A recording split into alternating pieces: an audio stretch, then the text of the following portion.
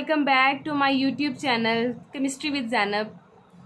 अगर आप मेरे चैनल पे नए हैं और आपने अभी तक मेरा चैनल सब्सक्राइब नहीं किया तो सबसे पहले मेरा चैनल सब्सक्राइब कर दें। Our topic of discussion is diffusion. Today हम डिफ्यूजन को डिस्कस करेंगे। रीडिंग स्टार्ट करते हैं।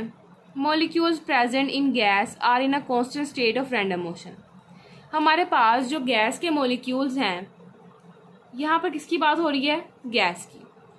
जो गैस के मॉलिक्यूल्स हैं वो क्या होते हैं? रैंडम मोशन में होते हैं। Due to this molecular motion the gas particle spread out and intermix from an area of higher concentration to an area of lower concentration. अब हायर कंसनट्रेशन से वो कहाँ मूव कर रहे हैं? लोअर कंसनट्रेशन की तरफ।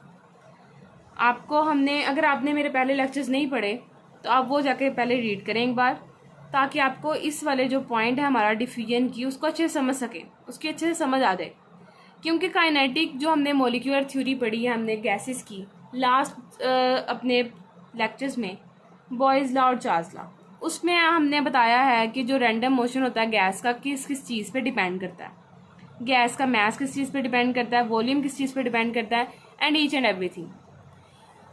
सो अब हमें उन्होंने बताया है कि जो रैंडम मोशन हो रही है किसकी? गैस के मॉलिक्यूल्स की। जब वो एक ओपन एरिया में जाते हैं तो इंटरमिक्स होते हैं दूसरे पार्टिकल्स के साथ। अब उनकी कंसंट्रेशन क्या होती है कि वो हायर कंसंट्रेशन से कहाँ जाते हैं? लोअर कंसंट्रेशन की तरफ। अब हमारे पास दो होल्स हैं या दो बॉक्स हैं। एक बॉक्स में 100 मॉलिक्यूल्स ऑफ गैस हैं एंड जो सेकंड बॉक्स है वो बिल्कुल खाली है, उसमें बिल्कुल कोई भी मॉलिक्यूल नहीं है। तो जो हमारे पास अब उनके दरमियान में कोई भी कॉन्टैक्ट बनाया जाएगा तो क्या होगा? जितने भी जो 100 मॉलिक्यूल्स हैं वो कहाँ मूव करेंगे? ऐसे बॉक्स की तरफ मूव करेंगे जो बिल्कुल खाली होगा, जिसमें कोई भी मॉलिक्यूल नहीं होगा। नेक्स्ट देखें, this property of gases is called diffusion. अब जो गैसेस की ये प्रॉपर्टी है उसको हम क्या बोलते हैं? डिफ्यूजन बोलते हैं। When a bottle of body perfume is open in a corner of a room, its sweet smell slowly spread throughout the room after some time due to the process of diffusion। अब देखिए उन्होंने कितनी अच्छी example दी है एक body perfume से। अब जो हमारे पास बॉडी परफ्यूम की एक बोतल है, हम उसको एक रूम के कॉर्नर पे भी खोलते हैं अपनी बॉडी पे स्प्रेड करने के लिए उस सेंट को, तो क्या करते हैं कि थोड़ी देर बाद हमारी वो जो परफ्यूम की सेंट है पूरे रूम में स्प्रेड हो जाती है। वो एक हमारे पास एक जो प्रैक्टिकल फॉर्म है वो किसकी है? डिफ्यूजन की है, जिसको हम विजुअलाइज कर सकते हैं नॉर्मल डेज में। नेक्स्ट देखें, figure 14.6 shows the diffusion of hydrogen gas from one container of to another one. Diffusion is a spontaneous process during which the gas particle spread out. अब देखिए उन्होंने क्या बोला है कि हमारे पास 14.6 में उन्होंने डिफ्यूजन दिखाई है हाइड्रोजन की एक कंटेनर से दूसरे कंटेनर में। Diffusion is a spontaneous process during which the gas particle spread out. अब हमारे पास ये क्या है? स्पॉन्टेनियस प्रोसेस है कि जो एकदम से हो जाता है। अनप्रिडिक्टेबल। अनप्रिडिक्टेबल का मतलब होता है जिसको हमने पहले नहीं सोचा होता कि कैसे होगा। वो एकदम से जब गैस के जो मॉलिक्यूल्स हैं उनको स्प्रेड किया जाता है एक खुली आबोहवा में, तो फ़ौरन क्या करते हैं? थ्रू आउट रैंडम मोशन करके स्प्रेड हो जाते हैं, जैसे कि इस फिगर में दिखाया गया है। सबसे पहले हमारे पास यहाँ पे जो हाइड्रोजन की गैस थी उसको एक सर्कुलर जो था कंटेनर उसमें क्लोज किया गया और इनके दरमियान में एक क्लोजर भी लगा दिया गया, एक बटन भी लगा दिया गया। इसको लिड भी कह सकते हैं, आप कुछ भी इसको कह सकते हैं, स्टॉपर कह सकते हैं, ताकि जो गैस के मॉलिक्यूल हैं वो यहाँ से इस तरफ मूव ना कर सके। ठीक है, यहाँ पे अभी मूवमेंट नहीं हो रही, लेकिन बाद में देखें स्टॉप को क्लोज्ड। अब नेक्स्ट देखें यहाँ पर क्या हुआ है, हमारे पास जो स्टॉप कुक था उसको ओपन कर दिया गया। जैसे ये ओपन किया गया तो गैस के मॉलिक्यूल्स फास्टली मूव किए खाली जो हमारे पास कंटेनर था उस तरफ। नेक्स्ट हमने देखा some times after stopcock open. अब दोनों के अंदर क्या हो गया? तब तक डिफ्यूजन होती गई जब तक ये दोनों के अंदर मॉलिक्यूल्स की जो क्वांटिटी थी वो सेम नहीं हो गई। जब तक क्वांटिटी सेम ना हो जाए तब तक क्या होती रहेगी? डिफ्यूजन होती रहेगी। नेक्स्ट देखें, The difference in the rates of diffusion of gases can be explained with the help of kinetic particular theory of gases. According to the kinetic theory, molecules of all the gases possess same average kinetic energy at constant temperature. अब देखिए हमारे पास उन्होंने दिखाया है कि जो difference है ना रेट्स में, किसके रेट्स में, डिफ्यूजन ऑफ गैसेस में, वो एक्सप्लेन किया जाता है काइनेटिक पार्टिकुलर थ्योरी के ज़रिए. According to kinetic theory, molecules of all the gases possess same average kinetic energy. अब देखिए एवरेज काइनेटिक एनर्जी सेम कब होगी, जब उनका जो टेम्परेचर है वो क्या होगा, कॉन्स्टेंट होगा.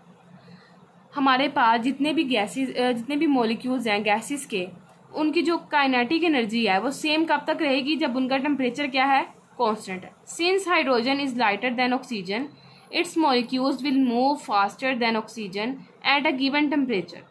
The rate at which hydrogen gas will diffuse is thus much faster than that of oxygen. अब देखिए यहाँ पे उन्होंने क्या बोला है, जो हमारे पास हाइड्रोजन है वो बहुत हल्की गैस है ऑक्सीजन से. जिस वजह से जितनी हल्की गैस होगी वो उतनी जल्दी क्या करेगी, डिफ्यूज़ हो जाएगी इन्वायरमेंट में देन द हैवियर वन. अब जितनी हैवी गैस है वो उतना ही ज़्यादा टाइम लेगी डिफ्यूज़ होने में, लेकिन जो जितनी हल्की गैस है वो उतनी ही जल्दी क्या हो जाएगी, डिफ्यूज़ हो जाएगी एक खाली इन्वायरमेंट में. अंडरस्टैंड?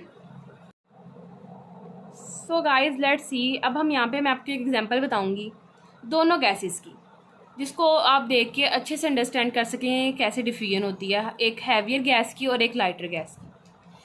सो जस्ट इमेजिन हमारे पास ये वाला जो एक बीकर है ये ऊपर से क्लोज है, ठीक है, और इसके अंदर मॉलिक्यूल्स हैं हमारे पास हाइड्रोजन के, और ये एक अटैच कर दिया गया है दूसरे बीकर के साथ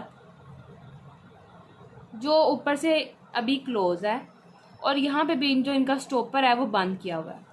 अभी बिल्कुल डिफ्यूजन नहीं हो रही, कोई मूवमेंट नहीं हो रही. लेकिन नीचे हम देखते हैं यहाँ पे एक और बीकर है हमारे पास, ये भी एज इट इज़ क्लोज है. यहाँ पे हमने पढ़ी है H2O H2L हाइड्रोजन गैस, और यहाँ पे है O2 ऑक्सीजन गैस. यहाँ पे भी सेम इसके मॉलिक्यूल्स हैं, और ये वाला बीकर भी हमारे पास बंद है. अब नेक्स्ट हमने यहाँ पे भी कनेक्शन क्रिएट कर दिया है दूसरे बीकर के साथ, दूसरे फ्लास्क के साथ, इस वाले फ्लास्क का. यहाँ पे भी स्टॉपर लगाया हुआ है, ये दोनों बंद है. लेकिन हमने क्या किया, नेक्स्ट इनके स्टॉपर खोल दिए दोनों के. ये हमारे पास बीकर था और ये इनके दरमियान में कनेक्शन है, और ये सेकंड वन बीकर. इस तरह यहाँ पे एक बीकर है हमारे पास, और इसके दरमियान भी जो कनेक्शन था वो भी हमने खोल दिया है, और ये सेकंड वन बीकर. यहाँ पे हमारे पास H2 है, यहाँ पे हमारे पास O2 है. अब देखें हमने क्या देखना है, जैसे ही इनके दरमियान का कनेक्शन खुला, ये बीकर हमने जो अंदर स्टॉपर लगाए थे बीकर्स में वो खोल दिए, तो क्या हुआ, गैस डिफ्यूज़ होना शुरू हो गई. यहाँ से डिफ्यूज़ हो रही है और यहाँ पे आ रही है. अब वही हम नीचे देखते हैं, यहाँ पे ऑक्सीजन थी हमारे पास. जैसे कि पता है आपको ऑक्सीजन जो है वो हैवियर गैस है, वो कम डिफ्यूज़ होती है. सो that's why.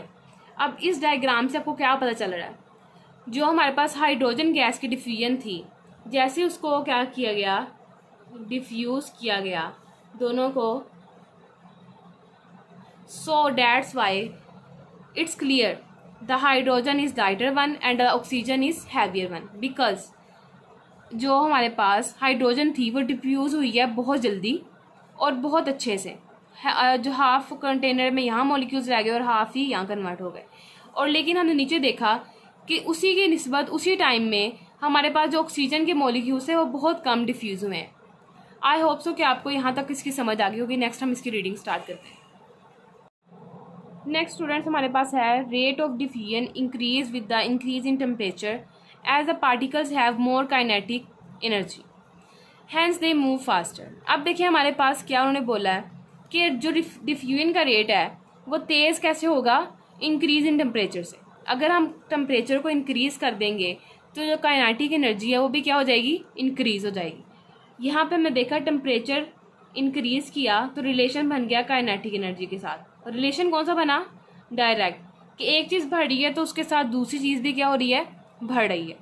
This eventually leads to rapid mixing and spreading.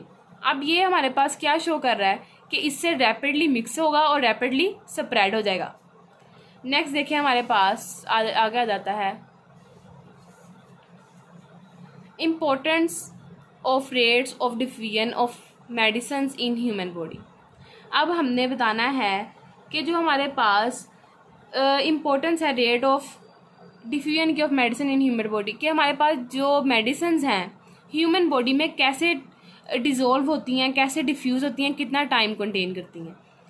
The tendency of the molecules contained in a medicines to move from a region to of higher concentration to one of the lower concentration is called diffusion. अब देखिए हमारे पास एक molecule की tendency, अब देखिए हमारे पास एक medicine है, उसके अंदर डिफरेंट मोलिक्यूल्स होते हैं, डिफरेंट केमिकल्स होते हैं। हम आगे जितनी भी स्टडी करते हैं फिजिक्स की, ये केमिस्ट्री की, उसमें हमें पता चलता है कि हम सारे क्या चीज़ स्टडी कर रहे हैं, chemistry the study of chemical simply. So अब हम मेडिसिन दिखाते हैं, उनके अंदर भी केमिकल्स होते हैं, डिफरेंट केमिकल होते हैं जो बॉडी को पेन से रिलीव के लिए यूज़ किए जाते हैं। अब उन केमिकल्स को स्टडी करते हैं हम, तो उसमें एक इम्पैक्ट आता है कि डिफ्यूजन कैसे होती है, कि वो कैसे जो पार्टिकल्स हैं वो कैसे पूरी बॉडी में डिफ्यूज़ होते हैं। उन सब चीज़ों को पॉइंट आउट को स्टडी करने के लिए हमें डिफ्यूजन पढ़ना पड़ता है। अब डिफ्यूजन में क्या आता है हमारे पास, कैसे जो बॉडी के अंदर जैसी मेडिसिन जाती है वो कैसे हम उसे इनगल्फ करते हैं माउथ के ज़रिए। जैसे वो माउथ से जाती है, हम समझ लें हेडेक के लिए हमने मेडिसिन ली है, तो वो कैसे हमारे स्टमक से हेडेक तक पहुंचेगी। इस सारे जो प्रोसेस को हम बोलते हैं डिफ्यूजन, कि हमने एक गोली खाई, कोई भी मेडिसिन ली, टैबलेट ली, उस टैबलेट ने डायरेक्ट हमारे स्टमक में जाकर डिफ्यूज़ होना स्टार्ट कर दिया। जैसे वो डिफ्यूज़ होती गई तो जो उसकी डिफ्यूज़ किधर हो रही है, ब्लड के साथ। एज आपको पता है कि जो एज यू नो कि जो हमारा ब्लड है वो पूरी बॉडी में सर्कुलेट करता है। जैसे जैसे बॉडी में सर्कुलेट करेगा, अब हमने हेडेक की मेडिसिन ली है, वो टैबलेट जब ब्लड में डिफ्यूज़ हो जाएगी और ब्लड क्या करेगा, जब वो ब्लड हेड तक पहुंचेगा तो फ़ौरन से वो प्रिवेंट करेगा उस पेन से।